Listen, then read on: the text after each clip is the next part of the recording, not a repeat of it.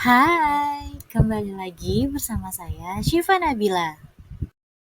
Pada kesempatan kali ini, kita akan membahas salah satu materi dari administrasi perkantoran, yaitu pengarsipan.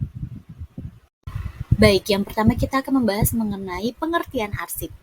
Arsip adalah sebuah catatan atau rekaman yang diketik, dicetak, atau ditulis dalam wujud angka, gambar, dan huruf yang memiliki arti serta tujuan tertentu untuk dijadikan sebagai bahan informasi dan komunikasi yang direkam dalam berbagai media, seperti media komputer, kertas, atau kertas film.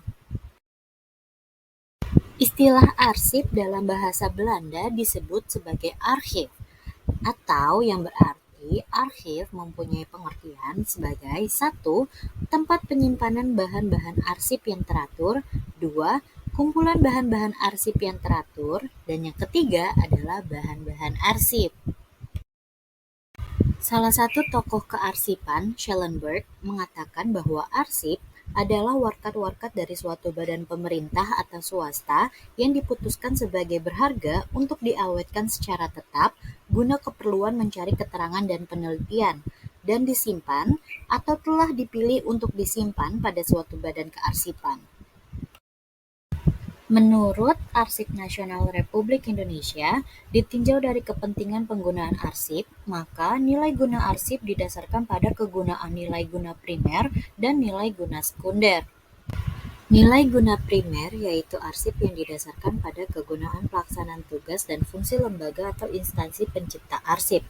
Nilai guna primer meliputi nilai guna administrasi, yaitu nilai guna arsip yang didasarkan pada kegunaan bagi pelaksanaan tugas dan fungsi lembaga atau instansi pencipta arsip.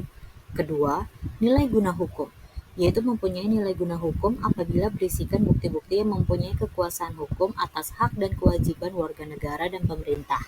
Tiga, nilai guna keuangan, yaitu yang mempunyai nilai guna keuangan, berisi segala hal ihwal yang menyangkut tentang keuangan. Terakhir, nilai guna ilmiah dan teknologi, yaitu bernilai guna ilmiah dan teknologi mengandung data ilmiah dan teknologi sebagai akibat hasil penelitian murni dan atau terapan. Selanjutnya ada nilai guna sekunder.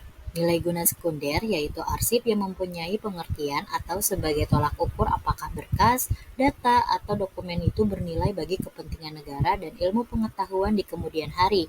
Nilai guna sekunder itu meliputi yang pertama ada nilai guna pembuktian, yaitu apabila mengandung fakta dan keterangan yang dapat digunakan untuk menjelaskan tentang bagaimana instansi itu diciptakan, dikembangkan, diatur, fungsi, dan kegiatannya.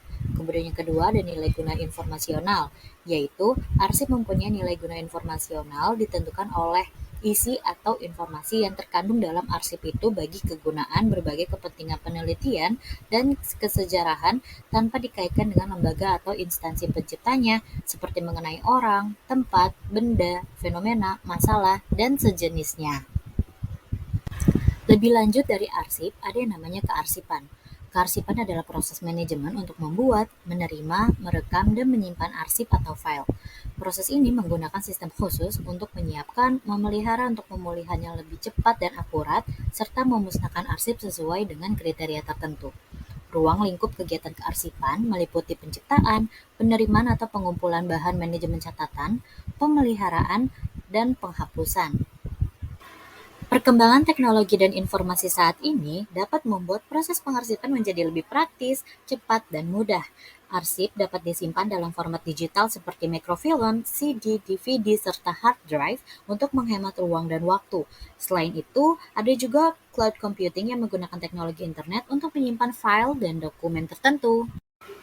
Dari tadi ngomongin kearsipan, sebetulnya apa sih peranan dari kearsipan itu sendiri? Peranan kearsipan sebenarnya sangatlah potensial dan tidak mungkin dapat dihapus dalam menunjang kegiatan administrasi sehari-hari di segala bidang kegiatan. Arsip dapat membantu meningkatkan petugas yang lupa mengenai sesuatu masalah.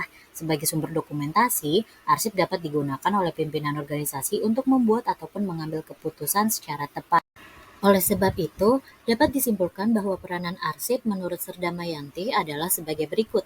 Yang pertama, alat utama ingatan organisasi. Kedua, bahan atau alat pembuktian atau bahan otentik.